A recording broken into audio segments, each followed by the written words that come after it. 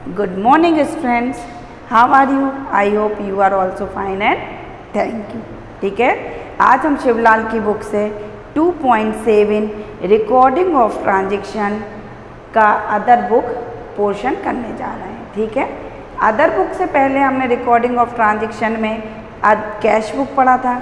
तो cash book में क्या था, जो भी ट्रांजेक्शन कैश से रिलेटेड होती थी उसको हम कैश में पुट करते थे। कैश बुक में चाहे वो परचेज किया हो कैश में, चाहे सोल्ड किया हो, चाहे एक्सपेंसेस पेड किए हो कैश में, हम सब कुछ को कैश बुक में पुट कर रहे थे। ठीक है ना। अब अदर बुक में क्या हो गया कि जो हमने बताया था कि सब्सिडरी बुक्स होती है उसके अदर पार्ट, जैसे कि purchase book, sales book, purchase return, sales return, bills payable, bills receivable, cash book and journal proper. तो हमने बताया था आपको कि परचेज बुक में केवल हम परचेज की एंट्री करते हैं। तो अभी हम कौन सी बुक मेंटेन कर रहे हैं, परचेज बुक। तो इसमें क्या है, तो जो हमारी परचेज बुक होती है, परचेज बुक में केवल और केवल हम सिर्फ क्रेडिट जो भी ट्रांजेक्शन होती हैं परचेज की उसको ही लिखते हैं। सेकंड, वो बिजनेस से रिलेटेड होना चाहिए। ठीक है ना। तो परचेज बुक में किसकी ट्रांजेक्शन होगी, जो बिजनेस पर्पस से होगी। दूसरी बात, क्रेडिट की ही ट्रांजेक्शन होगी, कैश की ट्रांजेक्शन इसमें नहीं होगी। क्यों? क्योंकि कैश की ट्रांजेक्शन तो हम कैश बुक में मेंटेन करते हैं। क्रेडिट की ट्रांजेक्शन, क्रेडिट जो भी आप केवल परचेज करोगे उसको परचेज बुक में लिखोगे, जो सेल्स करोगे उसको सेल्स बुक में लिखोगे। ठीक है। तो अभी हम जो बुक मेंटेन कर रहे हैं वो है हमारी परचेज बुक, जिसमें ट्रांजेक्शन होगी केवल परचेज की, क्रेडिट ट्रांजेक्शन होगी इसमें, और जो भी ट्रांजेक्शन होगी वो बिजनेस पर्पस से होगी, और जिसको हमें परचेज कर सोल्ड करना होगा, फिर परचेज करेंगे, फिर सोल्ड करना होगा, इससे रिलेटेड ट्रांजेक्शन ही होगी। ठीक है ना। तो इसका फॉर्मेट हमने आपको बताया था जब क्वेश्चन नंबर 1 करवाया था हमने कि date, particular, invoice, LF, detail, amount. ठीक है ना। अब देखिए डेट लिखोगे, ट्रांजेक्शन जिसमें केवल क्रेडिट जो भी ट्रांजेक्शन की होगी आपने परचेज में वो लिखोगे। क्यों? क्योंकि हम परचेज बुक मेंटेन कर रहे हैं। अगर हम सेल्स बुक करते तो उसमें जो भी क्रेडिट में सेल्स की ट्रांजेक्शन होती उसको मैं एंटर करते इसमें हम। क्लियर है। अब उसके बाद में देखिए इनवॉइस नंबर, जब भी हम कोई ट्रांजेक्शन्स को क्रेडिट में करते हैं, चाहे वो परचेज की हो चाहे सेल्स की हो, तो हम एक जो परचेज़र होता है, जो सेलर होता है, वो एक नोट प्रिपेयर करता है जिसको इनवॉइस नंबर कहते हैं। जब भी क्रेडिट में ट्रांजैक्शन होती है तो एक नोट प्रिपेयर किया जाता है जिसको इनवॉइस नंबर कहते हैं। उसमें जो परचेज़र होता है उसका नेम लिखा होता है, उसका एड्रेस लिखा होता है, उसकी गुड्स की क्वालिटी लिखी होती है, क्वांटिटी लिखी होती है।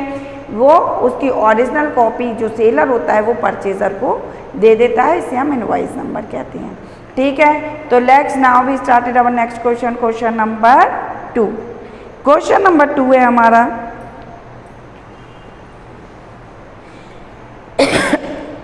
Enter the following transactions in the purchase book. हमको ये परचेज बुक में ट्रांजेक्शन मेंटेन करनी है।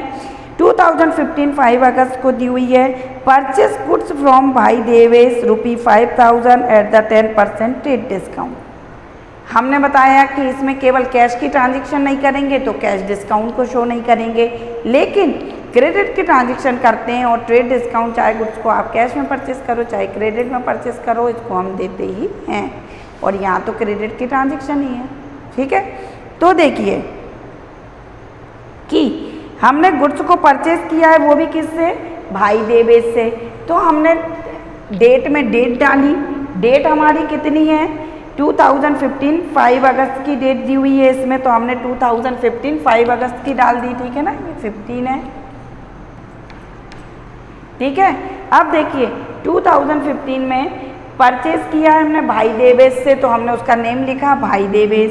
ठीक है ना। कितने का गुड्स परचेज किया, जो बिल्कुल एक्यूरेट अमाउंट होती है उसको हम किस में डालते हैं, अमाउंट में डालते हैं। जब तक हमने एक शॉप से मान लीजिए 3-4 चीज़ें परचेज की हैं तो पहले हम डिटेल में लिखते हैं। मान लीजिए हमको टीडी देना है, ट्रेड डिस्काउंट देना है, तो भी हम डिटेल में ही करते हैं, और लास्ट में हम फाइनल जो भी अमाउंट होती है उसको अमाउंट में शो करते हैं। क्लियर है। तो देखिए भाई देवेश से हमने 5000 का गुड्स परचेज किया है और उस पर हमको 10% TD भी देना है।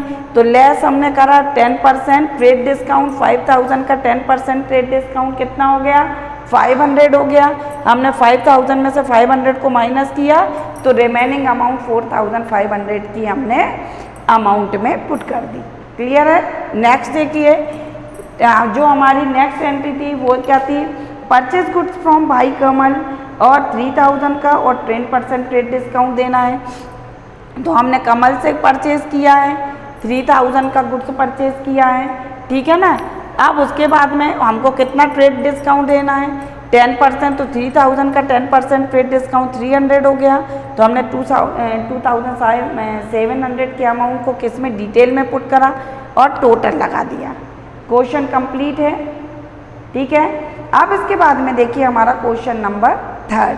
क्वेश्चन नंबर 3 में भी दिया हुआ है, record the following transactions in the purchase book of mister Ramlal 2015 1 अप्रैल पर। अभी हम केवल परचेज बुक ही मेंटेन करना है, तो उसका फॉर्मेट में क्या होगा, सेम यही होगा, date, particular, invoice number, LF, detail और अमाउंट। उसमें भी क्या दिया हुआ है, purchase from Shyam and company 10 दर्जन pencil at the rate of 40 rupees per dozen का दिया हुआ है। फिर दिया है परचेज फ्रॉम राम। अब यहाँ देखिए, जैसे हमने देखा कि purchase from Shyam and company, क्या परचेज किया उससे, 10 दर्जन पेंसिल परचेज की है, 40 रुपीज़ पर डजन के हिसाब से है। तो इसमें बाकी हमें ये नहीं दिया कि हमने श्याम से पेंसिल के अलावा इंक भी ली, पेन भी लिया, बुक भी ली, कॉपी भी ली, कुछ नहीं लिखा। सिर्फ हमने श्याम से क्या लिया है, पेंसिल ली है, ना TD दिया। तो जब हम मान लीजिए श्याम से कुछ परचेज करेंगे तो अब उसको डिटेल में नहीं लिखेंगे, क्योंकि उस शॉप की कोई डिटेल है ही नहीं। तो उसको डायरेक्ट हम कहाँ पुट करेंगे, अमाउंट वाले कॉलम में पुट करेंगे, ठीक है ना।